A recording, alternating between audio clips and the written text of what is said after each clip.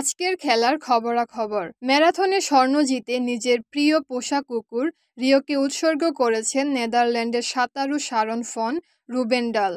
Scene নদীতে মেয়েদের ম্যারাথনে 2 ঘন্টা 3 মিনিট 34.2 সেকেন্ডে স্বর্ণ জিতেছেন তিনি। প্রথম অ্যাথলেট হিসেবে ম্যারাথনে 2টি স্বর্ণ জিতেছেন ডাচ সাঁতারু।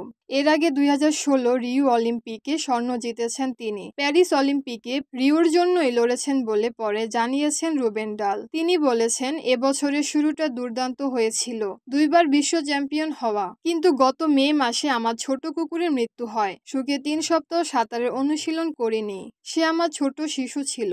তবে রুবেন্ডালের পিতা তাকে রিওর জন্য লড়াইয়ে নামতে বলেন। এরপর অনুশীলন শুরু করেন তিনি। সঙ্গে হাতে রিওর একটি উল্কি এঁকে নেন।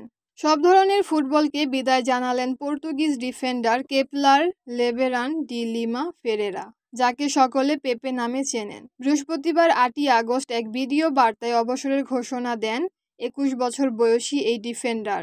ক্লাব ফুটবলে 2001 সালে অভিষেক হলেও আন্তর্জাতিক ফুটবলে পেপের অভিষেক হয় 2007 সালে। দীর্ঘ 22 বছরের বর্ণাঢ্য কেরিয়ারের ইতি টানলেন সাবেক রিয়াল মাদ্রিদ এই ডিফেন্ডার। গেল ইউরোতেও খেলেছেন পেপে। সেখানে ফ্রান্সের কাছে শেষ 8-এ বাদ পড়লেও একটি রেকর্ড গড়েন তিনি।